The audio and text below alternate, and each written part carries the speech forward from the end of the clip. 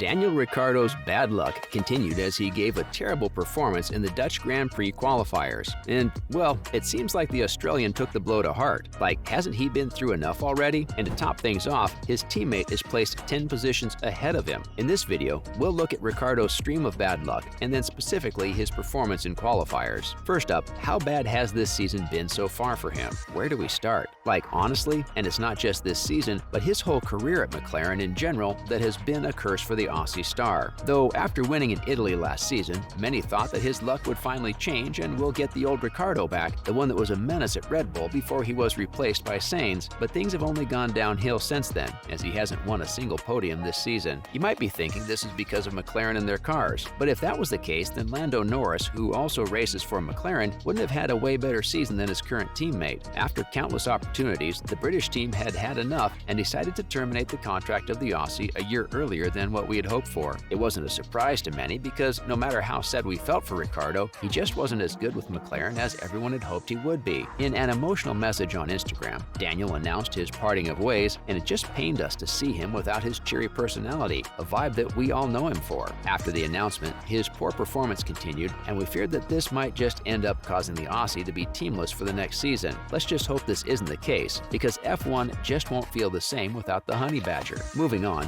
what happened at the race? With every race, people have expectations that this will be the one in which Daniel will turn his fate around, and every time it ends in heartbreak for us. At the qualifying of the Dutch Grand Prix, the Honey Badger got eliminated in Q1 and had to start at the 18th position on the grid. It pains us just by talking about all this. Held at the Zandvoort track, fans could hardly expect an improvement from the 18th position. However, Ricciardo managed to gain one spot as he finished 17th, but like, come on, is this actually good for someone like Daniel Ricciardo? And to further rub salt in the wounds, the Aussie finished 17th out of 18 racers. Yeah, no thanks, that ain't our Daniel. He was also again outshadowed by his teammate Lando, who secured a comfortable 7th place finish. And what's even more important is the fact that he finished before both Alpine cars, who are neck and neck with McLaren in the Constructors' Championship. This also isn't going to help the Aussie in making a decent resume for his next potential team. Though there were rumors of him being linked to Alpine, there is no official confirmation, and the way things are going for him, we doubt anyone would want a part of his curse. Speaking of Alpine, Oscar Piastri finally won his fight against the French team and will be replacing the Aussie, and we just hope that he doesn't get cursed like Daniel. Now, what did Ricciardo say about all this? Look, we can't blame him much for the way he performed in the race, but what on earth happened in the qualifiers? Was it a bad day? Car failure?